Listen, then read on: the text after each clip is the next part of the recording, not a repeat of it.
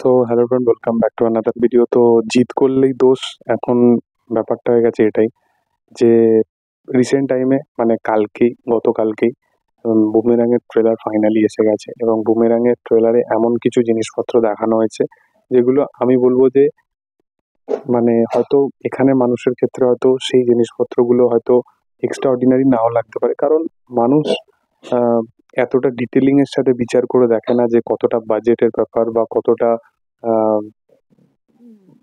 কম বাজেটের মধ্যে এরকম কাইন্ড অফ ভিএফএক্স ডেলিভার করার প্রচেষ্টা করা হচ্ছে, এত কিছু থিঙ্কিং এর সাথে বোঝার চেষ্টাই করে না মানুষ। কোথাও গিয়ে ভাবে যে পাঠান বা জামানেতে বা কোনো হলিউডের একটা পার্টিকুলার ছবিতে এইগুলোতে আমরা এত কিছু দেখে নিয়েছি, তো এইগুলো তো একদম সস্তার কপি, এবং এটা একটা কোথাও গিয়ে জোক হিসাবে জিনিসটাকে এক্সপ্লোর করতে তারা শুরু করে দেয়। তো আমার মনে হয় যে একবার কোনো কিছু বিচার করার আগে সেই ব্যাপারে একটুখানি ডিটেলের সাথে ভাবনা চিন্তা করে নেওয়াটাই উচিত, আমার এটা মনে হয়।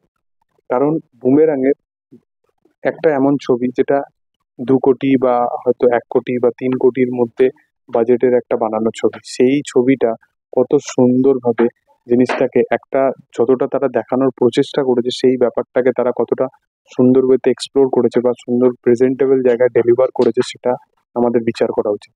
প্রথমে বাইকের সিকোয়েন্সটা দেখো, বা ওই যে রোবোটিকের ব্যাপারটা নিয়ে তো অনেকেই ক্রিটিসিজম করছে, মানুষের কাজ সেটা।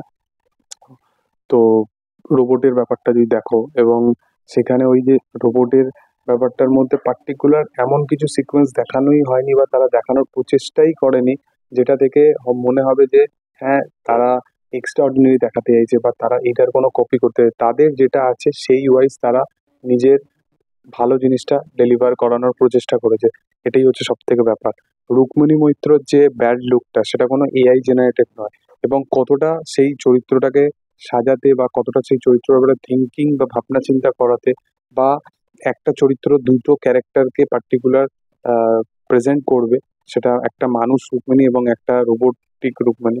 তো সেই দুটো চরিত্রকে যখন ট্রেলারে আমরা দেখছি যেন মনে হচ্ছে হ্যাঁ এটা দুটোই চরিত্র।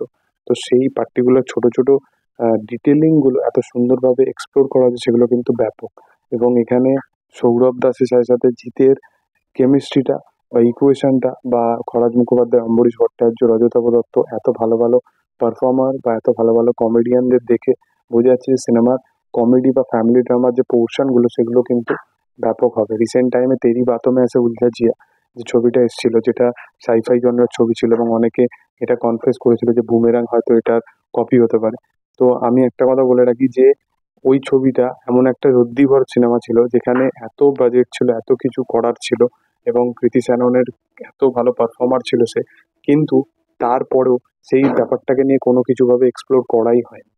মানে তেরি বাতোं में ऐसे उलझा जियाতে জাস্ট তার শাহিদ কাপুর তাকে বাড়িতে আনছে, এই প্রবলেম ফেস করছে, কিন্তু সেই প্রবলেমের কারণে কি কি ফেস করছে তারা সেই ব্যাপারগুলোকে এক্সপ্লোর করাই হয়নি। তো সিনেমাটা এতটাই বাজে ছিল, তারপরেও ছবিটা গান ফান ভালো ছিল বলে হিট হয়েছিল।